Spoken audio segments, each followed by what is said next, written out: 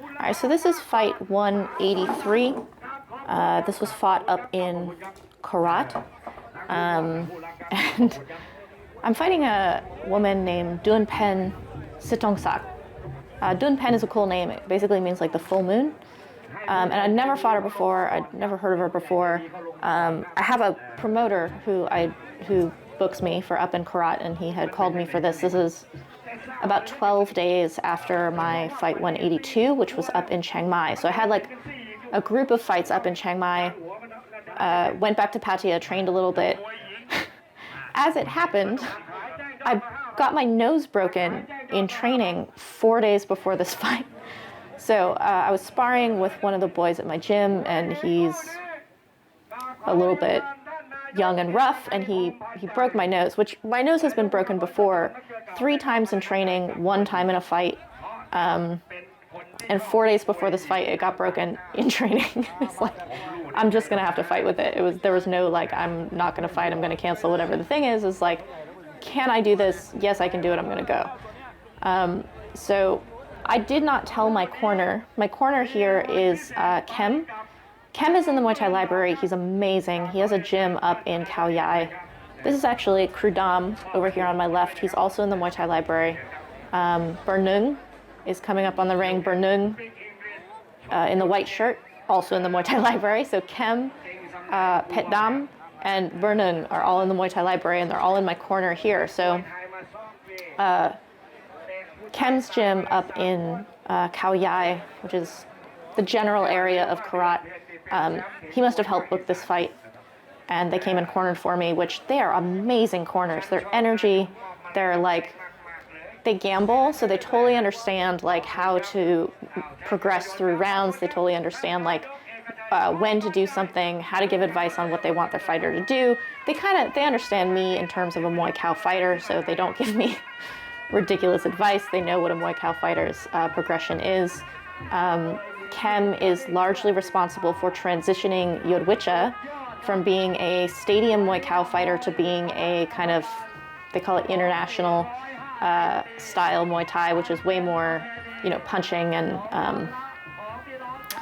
I call it more well-rounded, but that's not because it's international. They made him more rounded for a, this is an amulet that they gave in the center of the ring when we went to the middle of the ring and were introduced, and they put the garlands on us. They gave us that amulet that has the 2 songbirds. So Kevin was showing that on his camera.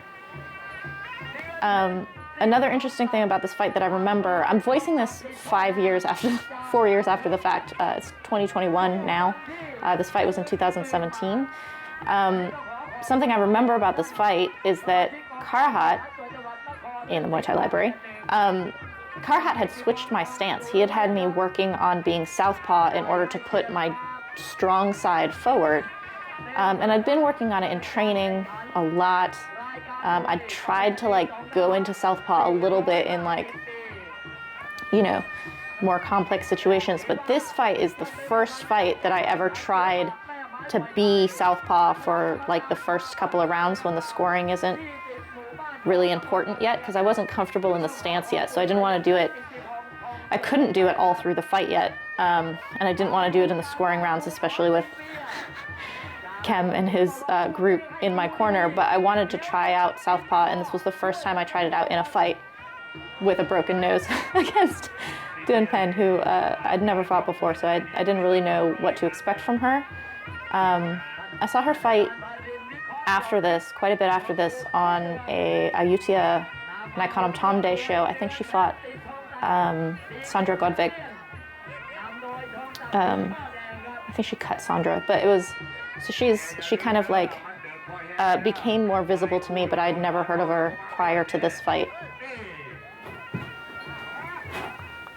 This is a province fight. This is a festival fight. So when you see these like neon lights back there, this is so telltale of a festival fight. I love them, and it's so different from the past few fights if you've been keeping up with my fights. I was up in Chiang Mai, which is established stadiums, so those are indoor permanent stadia. And these are called chukrao, which means like temporary. So it's a temporary ring in that they like erect the ring at a temple grounds or in a field or whatever the thing is for the festival fight, and then it'll be taken down later. Women get a lot of experience. Young fighters will fight out in the provinces, get a name for themselves, and then they enter Bangkok and can start like, rising as stars in the Bangkok scene. That's kind of the progression you want. Women don't have that opportunity in the permanent stadium of Bangkok, so this is where we get a lot of our experiences in these temporary rings. So I started out southpaw.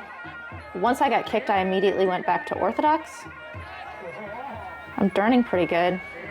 Keeping my hands up pretty good given that my nose is broken. Definitely don't want it touched. Oh, she's got a nice long kick.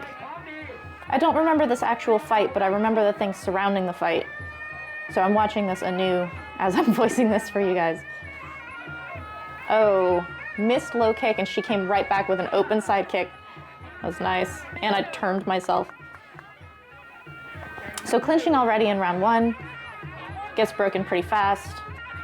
Kem in his corner won't be saying much in the first couple of rounds because they're not scoring rounds, so it doesn't matter that much. Cutting off the ring a bit. She's got nice movement. See how she just moves just a little bit and then posts and sets up for her strike so that she can get me on the way in? That's really nice. She'll have more of that in the scoring rounds for sure. Clinching already. This is good. Kevin is always telling me to clinch early, even if it doesn't score, even if it doesn't matter that much, because 1, it tires out your opponent, but 2, if they're going to solve something you do, they solve it early before you get kind of solved in a scoring round, so you can go to your next level in the scoring rounds as well. It's the opposite with strikers. Strikers, you don't want to show too much of your weapons in the early rounds because you want to have a next gear that you're like, and I'm not left-handed in rounds 3 and 4, but with clinching, you want to kind of like write checks that you'll be cashing later. We're getting pulled to the center of the ring. That's really good when they break you and they just like pull you both to the center of the ring. Oh, that was a nice kick from her that was a little bit obscured. She's a willing clincher. She actually locks up pretty nice. That actually, the end of that round was not the greatest for me. That's okay. Round 1. So Burnung in the white shirt and Pet Dam in the black shirt. Look at how relaxed they are. Just like coming in to put ice on me and probably not even say that much to me at all.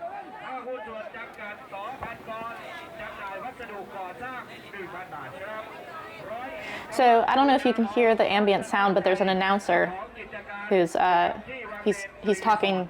He's giving commentary during the fight, and then between rounds, he'll be talking about upcoming fights, things like this. This is a gambler trying to give Kevin advice that he thinks Kevin will then relay to me. This man who's doing the announcement, he's military, and I've met him many times. He's done many emceeing events for my fights, and he actually emceed Nam Kabuan's funeral this year. It's kind of amazing. I didn't know that he did that kind of thing as well. I've seen him at other funerals. He's interviewed me after fights before. Oh, open side kick. It's open side because I'm like kind of drifting into southpaw and then coming back to orthodox. It looks like my little like foray into southpaw is pretty steadily gone by now. I'm doing little rabbit knees. That's not really my style, but this little movement from the gamblers means that that break is in my favor, that I kind of stymied the moment, and then when it was broken, I had done something. It's not my style. So when we're stuck like this and my back's against the rope, she outweighs me by a little bit. She's 52 kilos. I'm like 46, 47. So I need to be more active in scoring when we're locked up like that. Oh, look how nice. She just like moves a little bit and fires a shot, moves a little bit and fires a shot. She's a much better striker than I am, but hopefully in the clinch, I'll start to turn her and tire out. See these arms, they're like telling me to like rip her. Oh, elbow from me. I do remember that in the clinch, my nose was getting a little bit like brushed. I use my head in the clinch. I kind of like dig it in. And if I dig in with my forehead, it's okay. But if I dig in like with my face, I was like, my nose was just incredibly sensitive at the time. I'm trying to like pop her arms off of me. She's trying to bar me, and I managed to off balance her and land that knee. That's a big score for me. It's only round 2, so it's not that important. But these are establishing kind of moves and dynamics that you'll use later. Because we're in my corner, you can hear them calling for my points. We are winning this. That's this motion is the, we got that exchange. You have nothing, you have nothing. Pet Dom looks happy with that round. They're jumping in very quickly. The excitement of a corner like jumping in really fast like that is because you have a limited time between rounds. You have like 2 minutes between rounds, and so they want to make sure to like, oh, Yodwicha's in my corner too. I didn't know that. This is Yodwicha in the white shirt. That's awesome. He's like coming to like yell at me as well. He's telling me to control her arms like this, to come inside and control her arms. Duuglas-Ittu, also in the Muay Thai Library. We have 3 sessions with him. He's awesome.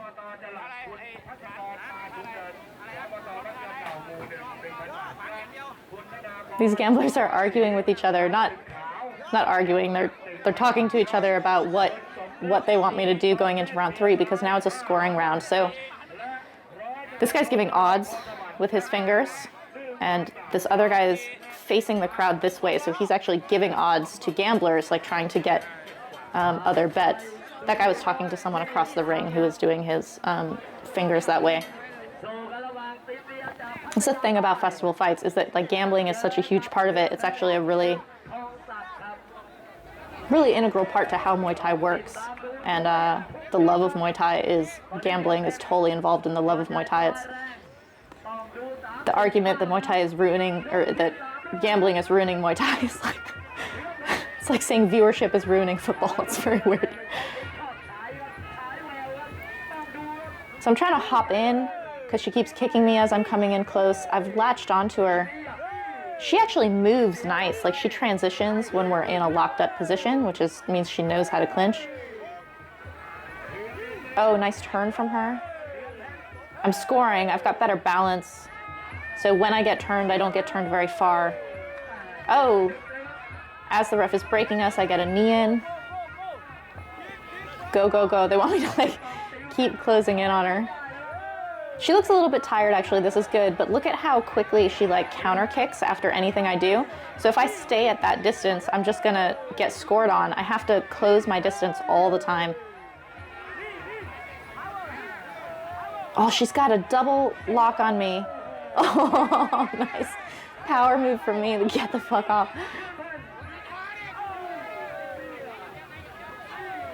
So she tries to like stymie me. She puts like one leg up against my thigh, which puts her on one leg. So if I know how to turn, that's actually not the best move for her, although that looks good.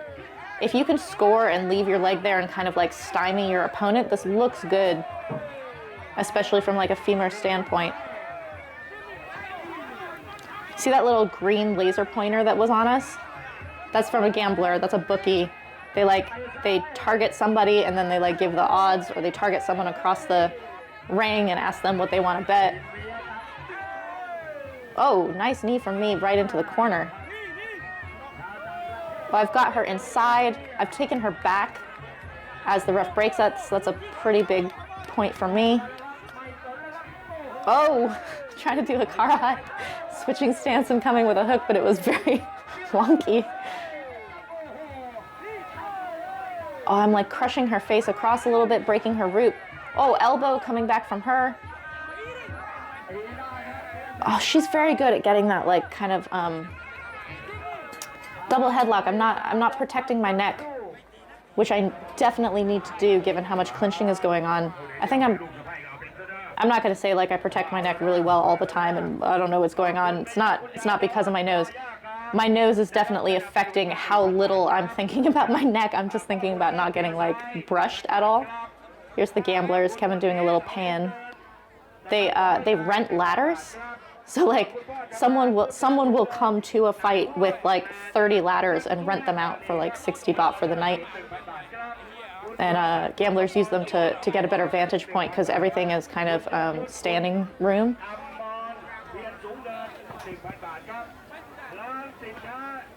I don't know who this guy is who's coming up and talking to me, but they're putting some more Vaseline on me because she threw a couple of elbows in that round. Good idea. This guy's excited in the green shirt. I love festival fights. It's disorienting sometimes when you're in the corner. People you don't know, gamblers will come up and just grab you and tell you to do something. If you're overwhelmed by that because you're not used to it, it is crazy. It's like sensory overload. But once you get used to it, it actually feels really good. It feels like the energy of the love of the fight is like right up against the edge of the ring, which is, I like.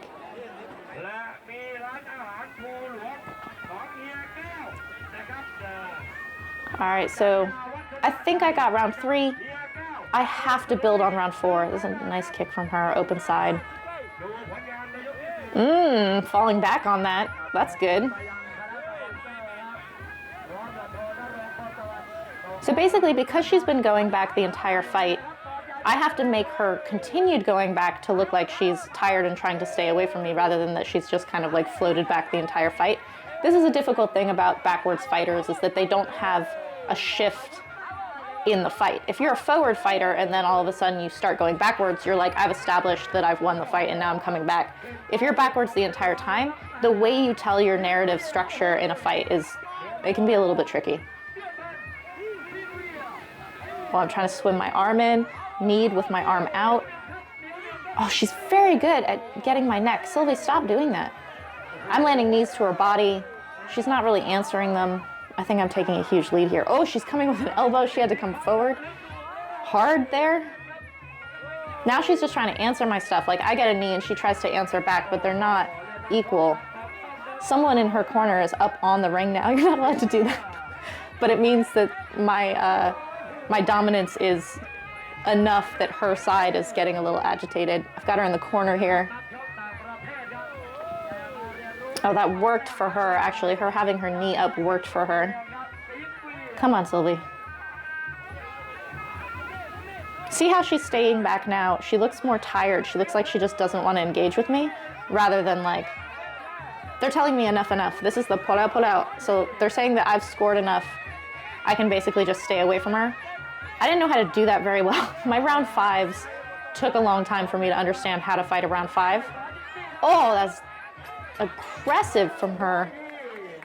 Nice knee up into the side. There's one more round, so it's a little bit interesting when your corner tells you pull out in round 4. That means you've already established enough that you're winning, so don't go too hard all the way through round 4. They want you to start kind of, not dancing off, but they want you to start taking distance at the end of round 4. When you do that, that means you have to start round 5 as though you're continuing your sentence from round 4 of like, okay, I already was able to start taking distance. I'm going to kind of like lay back a little bit in round 5. Some corners will tell you in round 5, you need to go for half of it, like a minute of it. In female fights, it's 2 minutes. You go for like a minute and then you can do the pullback thing, because it leaves less time for there to be some kind of big exchange that would like flop the way that the fight is going. The reason they would have you start dancing off in round 4 rather than at the start of round 5 is gambling. It's so that the odds going into round 5 are a particular way. So out in the provinces, out in a festival fight where gambling is like right at the skirt, I have more recognition of what's going on with the gambling and how that's going to play out with round 4 and 5.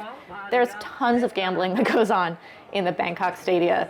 There are people on phones who are calling people who aren't even there. I'm not saying that there's more gambling out here than there is in Bangkok, but it's more at the skirt of the ring here than it is in Bangkok. Oh, look at her do her little flurries. She's like a fighting fish. Oh, she is definitely trying to take the lead here. This is why it's dangerous to start round 4 flowing back, but because she had to come forward, she's doing what I was saying before, which is you start round 5 with like 1 minute of doing something to establish a lead, and then you can float back. That's what she's doing. Because I ended round 4 with them telling me stay back a little bit, I can't do that rush forward for 1 minute and then hang back. I have to make it seem like everything she's doing to me is like already too late. I've already won this fight.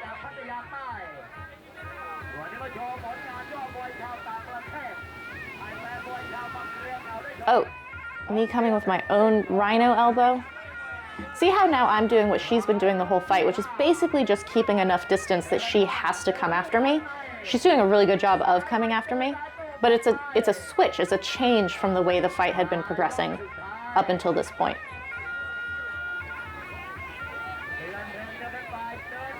Keep my damn hands up. You see how like tight up? She's throwing punches now. I just lost electricity.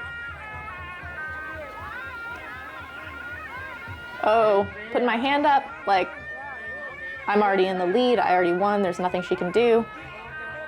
The way she's just slowed down and now she's just kind of like performing a lot, she's basically accepting that yes, I have that lead now.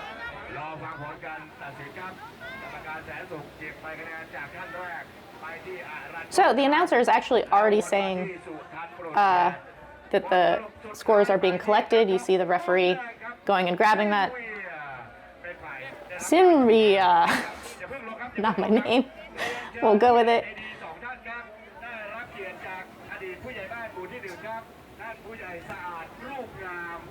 So there's some kind of Duanpen, like a side bet or some kind of award or something. The way I was coming out of the ring immediately, you just get out of the ring and the next fight comes in. This is one of the things I love about Thailand, is it's not like a big wait 10 minutes while the scores are read. Like, none of that's really important if it's not for a very important fight. You just get out and the next fight starts. They had me go back to the center of the ring for some kind of presentation. So they were giving me a bonus, or I had to grab the Duanpen for Kem or something like this. I didn't put money on a Duanpen for this, which means that the money was fronted by Kem and his gym. I fought for his gym. I don't fight with their name, but they bring me up and they put money on my fights and things like this. I've done this a couple of times. Usually well, but I have lost. It makes me feel bad to lose money for people, but that's, you know, that's part of being a fighter. You're a human chicken fight. I love this. You walk through the crowd at the end of a fight. You're just like in the crowd of people who just watched you. You get like high fives and people touch you because they want this like field of merit. Like, you're lucky because you just won. They'll just kind of like touch you as you're going by. I'm Farang, so they try to like shake my hand, and weirdly people often do like a left hand shake. I don't know why that is. It's very, very weird how common it is. But they're like, Farang, you shake their hand. That's how you say hi to a Farang. So get some handshakes with your glove on. Look how many people. God, I love festival fights. And you just go back here, they take your gloves off. Siodwicha. Burning. Petam. Kem must be hanging back somewhere. Kem is the like head honcho, so he kind of like hangs back. Sometimes he comes up to the corner. He has an amazing corner energy. I really, really, really like Kem. And they're already introducing the next fight to come in. That's how it goes. I'm thanking people for watching live. Hey, I am outside of fight 183 in Karat, and this promoter actually canceled on me on the 13th and then called me and was like, can you fight on the 22nd instead? So this was kind of like a thrown together, we'll just rent the car and come up here thing. And I hadn't been training because of my staph infection.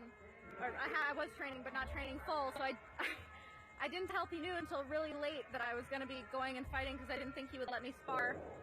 And so when I was sparring yesterday, this kid cracked me in the nose and just shy of broke it. It doesn't move, so I don't think it's broken, but it's definitely like swollen and sideways. So coming in and fighting with not breathing so well and getting smashed in it in this fight as well. But what's really cool is we came up here and I have no corner, but Kem's gym is up here and they happen to be fighting here. This promoter is really bad at letting me know where places are. Kevin and I have found ourselves in the middle of fields and stuff trying to find his fights. But I'm friends with Yodwicha online, and so he had posted where he was, and I recognized the name. I'm like, that's where we're going. So I actually just followed his pin to get to the fights tonight, and Chem's gym cornered for me, which is really, really awesome. They're great people.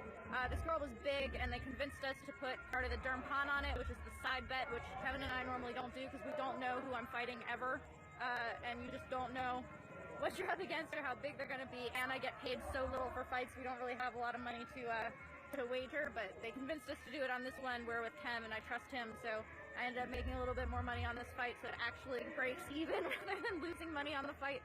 So win on points, and it's exciting to have another fight, and I'll be going back up to Chiang Mai soon, so 183 on this one. I'm babbling, and no matter what else happens in my life now, Yodwicha put more money on me on the Duanpen than I did, so that's pretty exciting. I'll talk to you guys later, and hopefully the swelling will go down pretty soon. All right.